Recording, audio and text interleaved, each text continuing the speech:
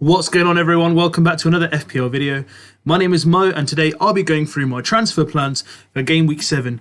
We'll also review how my Game Week 6 went, what players I'm targeting, and how I'm looking to get them into my squad for the coming game week. If you're new around here and you haven't hit that subscribe button, please do hit that subscribe and like the video if you like the content you see. We're on our way for 2k subscribers, guys, so please do not forget to hit that subscribe button. So how did Game Week 6 go for me? So I got 72 points. The average points was 68 points for this game week. I needed 78 to get a green arrow, so I've got another red arrow. So my rank went from 200k to 465k, but I'm only 3 points off 300,000. So that's how tight it is at the moment within the ranks in itself. So far, not too many concerns. Obviously, Gusto got a red card, so he's out for a couple of weeks.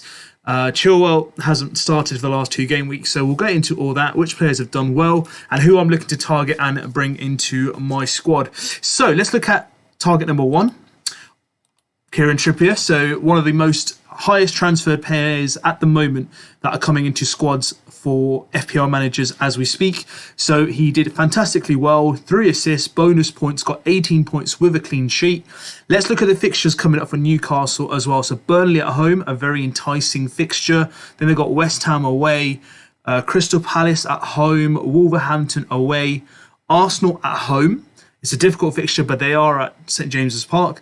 And then they've got Bournemouth away and Chelsea at home. So overall, if you take those 6 fixtures, in one go, I think, there's a very good case to not only have one defender from Newcastle, you can actually double up on defence. Now, that could be potentially Botman plus Trippier, or if you want to go even Pope plus Botman or Shah, or even if you want to go Trippier and Shah, there's various combinations you can play. Personally, for myself, I wouldn't recommend a triple up on defense, but if that's how you feel and if that's how confident you are, then that's a decision that's worthwhile making for you. I mean, there are other defenders that will have just as good fixtures elsewhere. It's just about not putting all your eggs in one basket, because the moment Newcastle concede, that's your game week in terms of defensive points pretty much over due to clean sheets. But obviously you can get returns in terms of attacking returns or assists that these defenders can get. I'm assuring you guys, I got Botman, who got 12 points. He will not score a goal every single week. So we were very fortunate to get that.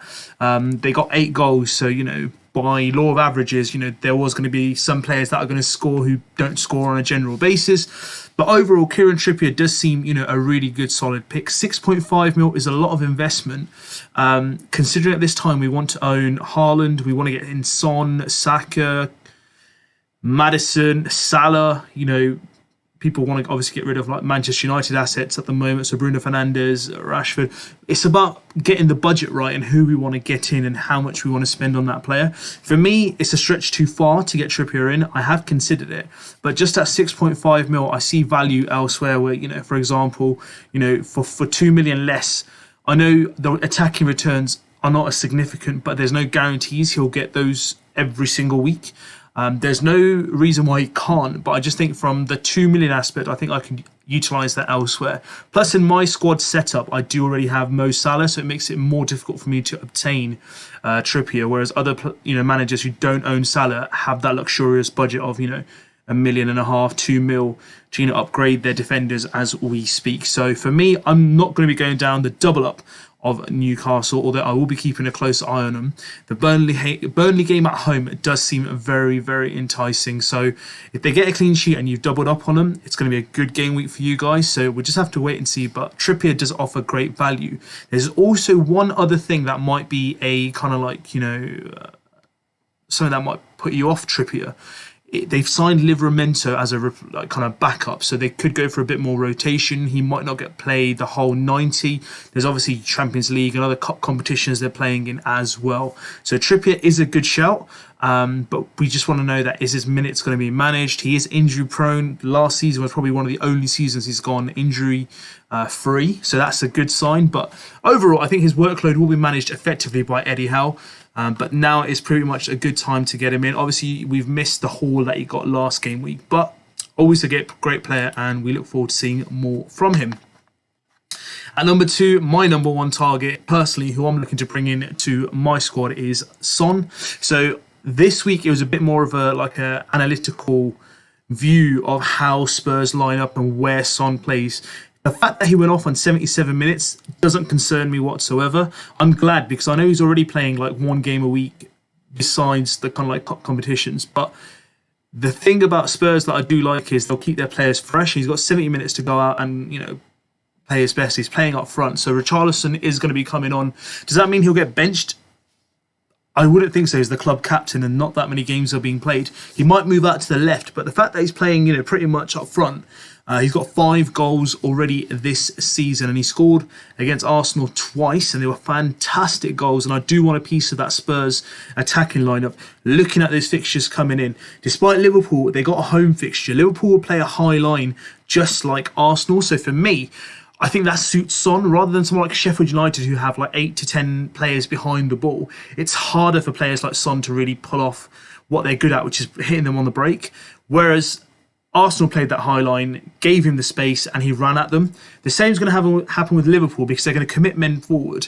The players are going to go forward, and he will get the kind of like opportunity to go ahead and take advantage of it. And Liverpool defensively haven't been that solid this season, so I'm pretty cool about playing him against Liverpool. Then they've got Luton away, Fulham at home, Crystal Palace away, Chelsea at home, Wolverhampton away, and Aston Villa at home. Barring the Aston Villa fixture and Liverpool fixture, I think all the other games are winnable for them. And they're points that Son and Maddison can actually combine just like they did on the weekend and get some big hauls as well. So that's why for myself, I'm looking at Son. He's already gone up in price, just like Trippier at the time of recording. So they've both gone up by 0.1, and I think more managers will be transferring them in. For me, I'm looking to bring him into my squad this game week. I'm looking to double up on the Spurs attack, and the most likely player who will make way for Son is going to be Saka for 2 reasons: A, fixtures, and B, I just feel that I've held Saka. He's repaid me really well, but I'd rather have Son with his fixtures and no Champions League at the moment to fit into my squad because I don't really want to sacrifice anyone else around that price. I want to keep Maddison, I want to keep Salah,